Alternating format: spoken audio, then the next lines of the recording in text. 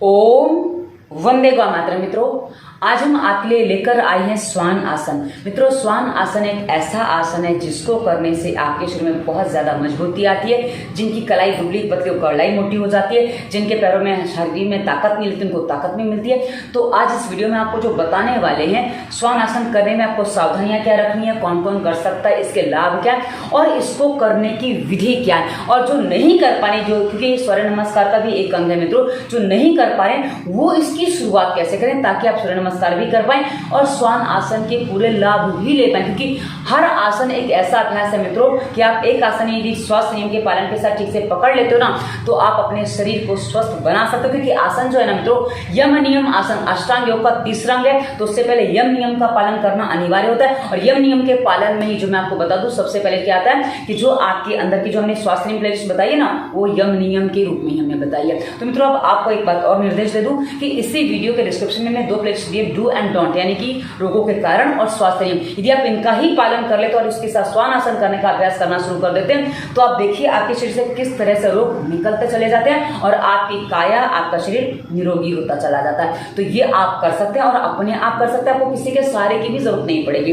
तो अब हम आपको बता दें इसमें सावधानी आपको क्या रखनी है। मित्रों, इस आसन को करने के लिए आपको खाली पेट होना बहुत जरूरी है। यदि आपका पेट भरा है, पेट में भारीपन है, तो इस आसन का अभ्यास बिल्कुल ना करें।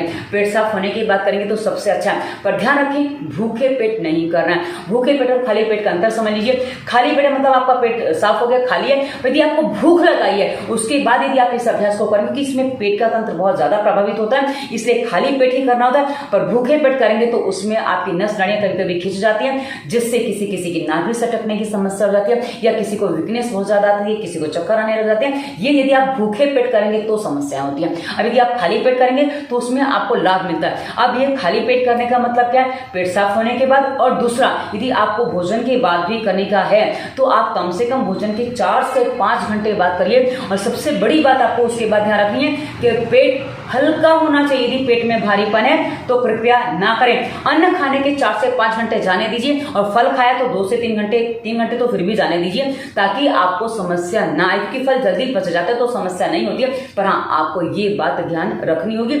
और मित्रों, इसको किसी भी उम्र के लोग कर सकते हैं, क्योंकि आप जो मूल आसन है वो तो आप किसी भी उम्र के लोग नहीं कर पाएंगे। हाँ, जो हम शुरुआत बताते हैं उसमें भी आप अभ्यास करते हैं ना, आप किसी भी उम्र के लोग कर पाएंगे, आपको समस्या नहीं आएगी। शुरुआत पकड़िए, समय लगेगा, 1 दिन 2 दिन 5 दिन 10 दिन महीना 1.5 महीना आपको लग जाएगा करने में। डिपेंड करता है कितना अभ्यास कर पाते हैं, आपके शरीर में सामर्थ्य कितना है, उस हिसाब से आप करेंगे। और कितनी देर करने, ये प्रश्न बहुत ज्यादा होता है। मित्रों, एक बात ध्यान रखिए, जब कोई भी व्यायाम या कोई भी अभ्यास आप करते हैं ना, आपको अपनी शक्ति से ज्यादा नहीं करना होता है। जब आप अपनी शक्ति से ज्यादा करते हैं तो वो आपके लिए हानिकारक हो जाता है। तो आप जो करेंगे ना, वो अपनी शक्ति के अनुसार करेंगे। शक्ति से कम करेंगे तो उसका लाभ नहीं मिलेगा, और ज्यादा कर लेंगे तो आपको उसका नुकसान उठाना पड़ेगा। इसलिए आपको दोनों बातें ध्यान रखनी पड़ती हैं। अब आगे बता दूं मित्रों, इसके लाभ क्या है। लाभ में जैसे कि मैं आपको करके बता दूं तो आपको पता चल जाएगा।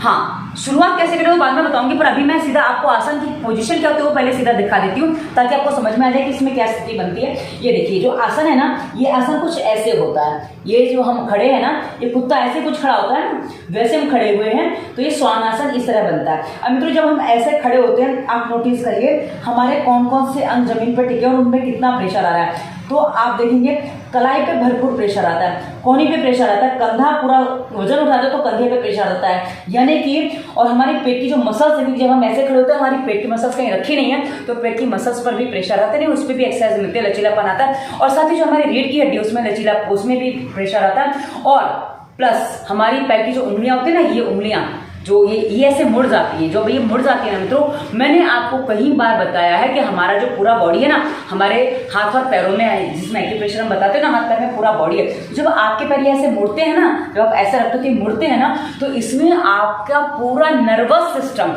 जो आपके पूरे शरीर में जो नर्वस सिस्टम है ना, और जो हमारे हाथों की उंगलियां जो दबती हैं, जो हमारे पूरे शरीर का नर्वस सिस्टम उससे प्रभावित होता है। यानी कि हमारा नर्वस सिस्टम पूरी तरह से एक्टिव हो जाता है जब हम इस आसन का अभ्यास ठीक से करते हैं। तो शुरुआत करेंगे उसमें भी थोड़ा बहुत होगा, पर जब आप पूरा अभ्यास करते हो तो पूरा नर्वस सिस्टम उसमें हमारा प्रभावित होता है। अब जो नर्वस सिस्टम प्रभावित होता है, आप उंगलियां मुड़ती हैं, तो उसके बाद यहाँ पंजे पे ये पूरा आपका पूरा बॉडी का जो पॉइंट है वो सारे प्रभावित होते हैं। और इसके बाद एड़ी, जो हमारी जो ये 2 नाड़ियां होती हैं, वज्रनाड़ी 2 होती है, एक आगे एक पीछे। तो ये पीछे वाली वज्रनाड़ी पर पूरा प्रेशर आता है, आगे वाले पर भी आता है। तो ये जो पूरा खिंचाव आता है, जो उसमें तनाव आता है, जो उसमें एक्सरसाइज मिलती है, जो उसमें एक्टिवेशन होता है, क्योंकि तनाव खिंचाव में कई बार प्रेशर भी पड़ता है और वो मतलब गलत तरीके से भी हो जाता है। तो यहाँ जो होगा वो आपका सही तरीके से होगा, यदि आप सही तरीके से करेंगे तो, बलपूर्वक नहीं करेंगे तो वो क्या है ना, आपका पूरा जो तनाव देता है उससे आपके पूरे बॉडी के सारा नर्वस सिस्टम एक्टिव हो जाता है। जो शरीर में कहीं भी कैसे भी गांठें हैं, जी हाँ, गांठों को निकालने में आपकी सहायता पूरी करता है ये अभ्यास, यदि आप इसको ठीक से करते हैं। कितनी देर करना है पहले मैंने बता दिया। तो आप नॉर्मली इसका अभ्यास 5 से 10 मिनट पकड़ सकते हैं, टुकड़ों में पकड़ सकते हैं, इकट्ठा भी कर सकते हैं, ये आपके ऊपर डिपेंड करता है। अब ये हमने आपको बता दिया। उसके बाद मित्रों जब हम ये करते हैं तो हमारे जो नर्वस सिस्टम, जिनको पैर में बाइटें आते हैं, ये जो पिंडलियां हैं, इसमें अक्सर वो मूंगी आ जाती है, मूंगी नहीं आती, यहाँ तो वो होता है ना, खिंचाव आता है, तनाव आता है, वो अक्सर ऐसा लगता है जैसे आप कुछ बांध दो, ऐसा लगता है तान के रखो। तो वो जो बाइटें आते हैं या जिनको घुटनों में दर्द है पीछे के हिस्से में या कहीं भी, वो ठीक होता है। या जो थाइस की चर्बी बढ़ जाती है वो कम हो जाती है, जिनकी कम है उनकी बढ़ जाती है। जिनको भूख नहीं लगती, क्योंकि पेट के सभी अंगों को भी व्यायाम मिलता है। तो आपको बता दूं, पेट ठीक से साफ होने लग जाता है, क्योंकि आंतें व्यायाम पाती हैं तो पेट ठीक से साफ होने लग जाता है। उसके अलावा गर्भाशय, अंडकोश, अंडाशय, जो भी हमारे अंग होते हैं ना पुरुषों के, स्त्रियों के, जिनको हम ये प्रजनन अंग कहते हैं, उनको भी व्यायाम मिलता है। तो जिनको शीघ्र पतन की समस्या है या जिनको नाइटफॉल की समस्या है, महिलाएं हैं जिनको गर्भाशय बाहर को आ रहा है, नीचे को आ रहा है, जिनको पीरियड्स इरेगुलर है, जिनको गर्भाशय में गांठें वगैरह हो रही हैं, उन सभी के लिए ये अभ्यास बहुत अच्छा है, क्योंकि रिप्रोडक्टिव सिस्टम को भी ये बहुत अच्छे से काम देता है। उसके अलावा मित्रों जब ऊपर आते हैं तो हमारे जो पेट में है, हमारी किडनी है, लीवर है, यहाँ या क्या कहते हैं, तिल्ली होती है, प्लीहा जिसको बोलते हैं, स्प्लीन बोलते हैं, हाँ। उसके अलावा पेनक्रियाज है, जठर है, और उसके अलावा छोटा सा पार्ट होता है ना हमारे लीवर से जुड़ा हुआ, पित्ताशय की थैली, तो गॉल ब्लैडर, उसको भी मित्रों व्यायाम मिलता है। मतलब हमारे पूरे शरीर के अंगों को, पेट के अंगों को अच्छे से व्यायाम मिलता है। और जब हम खड़े होते हैं ऐसे, तो हमारी जो चेस्ट है उसमें भी सांस ठीक से भरते, क्योंकि हमें सांसों पे ध्यान के साथ कोई भी क्रिया करनी होती है। जब आसन हम करते हैं ना, तो वो जब हम करते हैं तो हमारा मूल बंद अपने आप लगता है। तो मूल बंद लगने से भी जो मूल बंद के लाभ है, मन एकाग्र होना, वो सब के सब लाभ आपको इस आसन के अभ्यास को करने से मिल सकते हैं। तो आशा है आपको इसके लाभ अच्छे से समझ में आ रहे हैं। और जब करेंगे ना, जो अंगों को आप महसूस करेंगे, वो अंग जो आपको फील होंगे, वो आपको और बताएंगे कि हाँ कैसे लाभ हो रहा है, क्या लाभ हो रहा है। तो आशा है, और जिनको ये एप्स वगैरह बनाने होते हैं ना, उनके वो भी बनते हैं। वो मुझे पता नहीं है वो क्या शब्द बोलते, वो पेट में कुछ मसल्स टाइट करते के बनाते हैं ना, वो जिम में जाते हैं उसके लिए, वो सभी इससे होता है। और नहीं जिम में जा पा रहे हो, आप घर में करिए, धीरे धीरे आपकी उसकी भी शुरुआत हो जाएगी। और जिनकी कलाई बहुत पतली होती है, कई बार लड़के कहते हैं दीदी कलाई बहुत पतली, इसको मोटा कैसे करें, तो आप यदि इस अभ्यास को करते हैं तो आपकी कलाई मोटी भी हो जाएगी, और जो आपके जो सब ढीली चमड़ी हो गई ना, सब कस जाएगा, कंधे का दर्द चला जाएगा। तो चलिए इसका अभ्यास करते हैं। सबसे पहले इस अभ्यास के लिए क्या करना है, आपको उल्टा लेट जाना है। कैसे, ये देखिए मैं आपको करके दिखाऊंगी, आप मेरे साथ करते जाएंगे तो भी चलेगा। उल्टा लेट गए, ठीक है। अब जो उल्टा आप लेट गए हैं, आपके जो हाथ है ना कंधे के बगल में आपको ऐसे रख लेंगे, कहीं आगे नहीं रखने, पीछे नहीं रखने, कंधे के पास आप ऐसे रख लीजिए और पैर आप ऐसे टका दीजिए इस तरह से, ठीक है। आपके पैर टिक गए और आपने कंधे के पास में हाथ रख दिए। और उसके बाद जो पूरा अभ्यास जो बनते रहिए, आप कर पाए तो एक बार में सीधा कर सकते हैं कि पूरा आप अपने बॉडी को ऐसे उठा देते हैं इस तरीके से, ठीक है। ये आपने शरीर पूरा उठा दिया है, इस तरीके से शरीर आपका उठ गया। और ये अभ्यास, आप इस अभ्यास में रुक सकते हैं जितना आपको रुकना है। और अब इससे नहीं रुका जाता, 2 मिनट 10 सेकंड 20 सेकंड होता है तो कोई बात नहीं, 10 सेकंड 20 सेकंड करके वापस नीचे आ जाइए और वापस थोड़ी देर ऐसे रह के वापस ऐसे कर लीजिए। तो आप इस अभ्यास को कर सकते हैं, इस तरह से भी कर सकते हैं। हाँ, जो काउंट होता है वो ऊपर रहने वाला अभ्यास काउंट होता है, नीचे जाने वाला आराम वाला अभ्यास काउंट नहीं होता, ये आपको समझ में आना चाहिए। तो ये हमने आपको बता दिया, इसकी जो पूरी पोजीशन बनती है।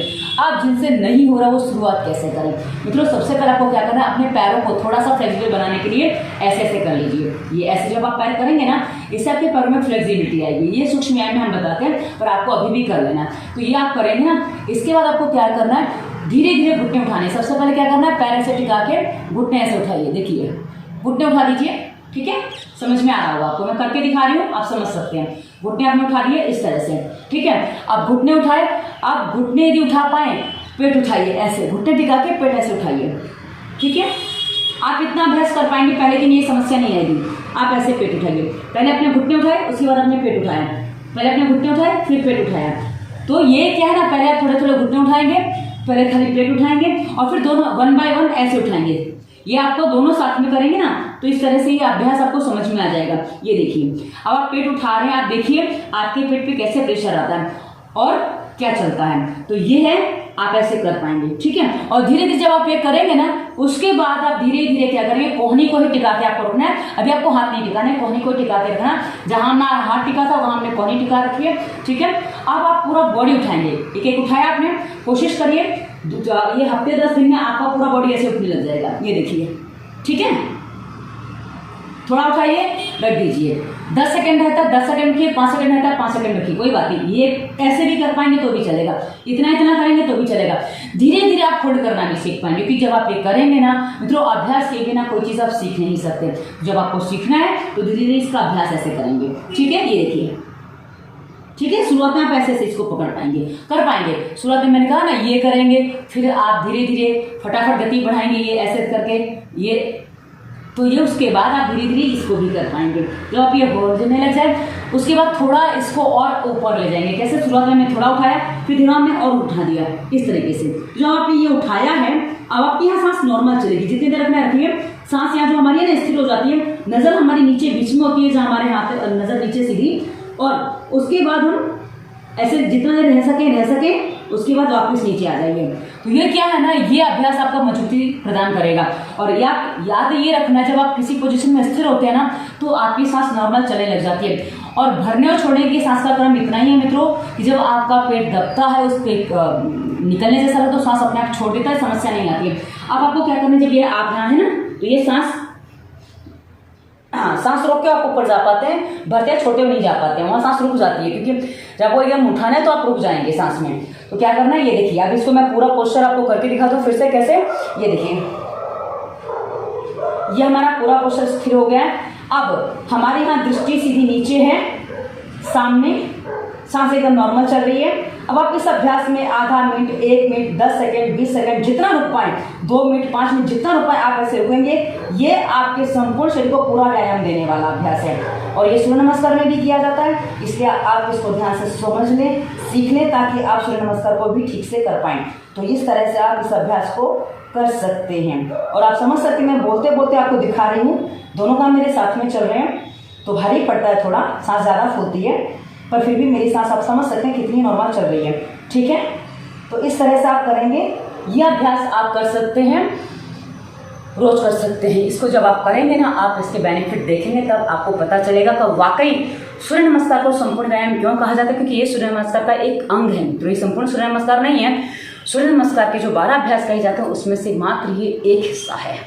तो जब एक हिस्सा इतना कारगर है, काम करने वाला है, तो जो 12 अभ्यास है वो कितने कारगर होंगे वो हम समझ सकते हैं। तो आशा ये आपको समझ में आया होगा कि आपको कैसे करना है। अब मित्रों, आपको कुछ बातें बता दूं, इसी वीडियो के डिस्क्रिप्शन में दवा मुक्ति और वायरस के प्रभाव प्लेलिस्ट में हमने हर रोग पर विस्तार से वीडियो दिया है। अपने रोग अनुसार वीडियो देखिए, चुनिए, समझिए। और हर वीडियो के डिस्क्रिप्शन में हमने स्वास्थ्य नियम, प्राणायाम, रोगों के कारण आसन, मुद्रा, व्यायाम, फालतू विचार मुक्ति, और उसके अलावा एक्यूप्रेशर, सरल घरेलू उपचार, सरल भोजन, हमने सारी प्लेलिस्ट दी है, जिसमें हमने आपको बताया कि फालतू विचारों से कैसे मुक्त हो, कैसे आपको स्वास्थ्य नियम का पालन करना है, क्या करना है, नाक में तेल क्यों डालना जरूरी है, पानी कितना पीना चाहिए, भोजन का समय क्या होना चाहिए, उसके अलावा भोजन कैसे बनाए, सरल भोजन में आपको सब भी मिल जाएगा।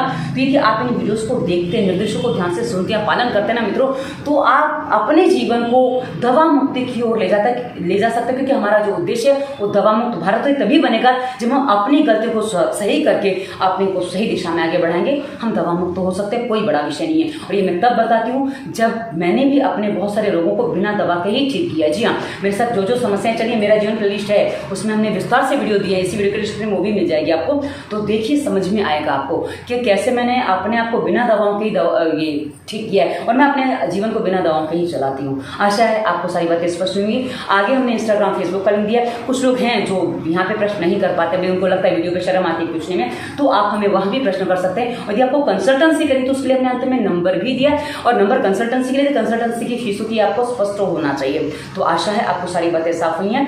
वीडियो कैसे लगा उसे बताइएगा। धन्यवाद। वंदे मातरम।